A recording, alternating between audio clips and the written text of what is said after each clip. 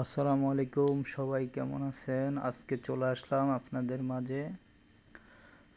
আমার গাড়িটা সার্ভিসিং করাচ্ছি। দেখেন, একটা গাড়ি আর একটা নারী থাকলে আপনাকে ফকির হইতে বেশি দিন সময় লাগবে না।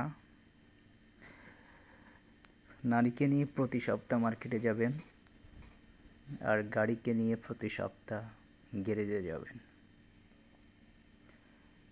আসলে যারা গাড়ি একবার কিনেছেন কিংবা যারা গাড়ি ব্যবহার করেন তারাই জানেন একটা গাড়িতে কত টাকা খরচ, মাসে কত টাকা যায়, সপ্তাহে কত টাকা যায়। একটা গাড়ি ওয়াশ করাতে গেলে 500 টাকা সর্বনিম্ন। এছাড়া আবার স্টাফের বকশিস আছে, আদার খরচ আছে। তো যাই হোক, আপনাদের সাথে গাড়ি সার্ভিসিংটা শেয়ার করলাম। সবাই দোয়া করবেন।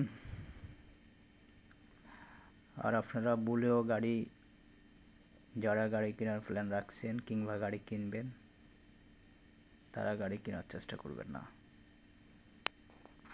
কারণ গাড়ি কিনতে হলে আপনাকে পকেটে হিউজ টাকা রাখতে হবে।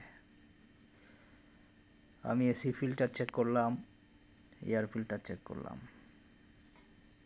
তারপরে যাই গাড়ির সামথিং কিছু কাজ বাকি ছিল, এটা কমপ্লিট করলাম। যেহেতু নতুন গাড়ি, মাত্র 1 মাস হয়েছে নিয়েছি, এই জন্য তেমন কোনো বড় ধরনের কাজ নাই, খরচ নাই। আমি এক হাতে ইউজ করি। আশা রাখছি আল্লাহ তাআলা যদি সব ঠিকঠাক রাখেন তাহলে আগামী 5 বছরও বড় ধরনের কোনো সমস্যা হবে না, বড় ধরনের কোনো কাজ করানো লাগবে না। শুধু মাঝে মধ্যে সার্ভিসিং করালেই হয়ে যাবে।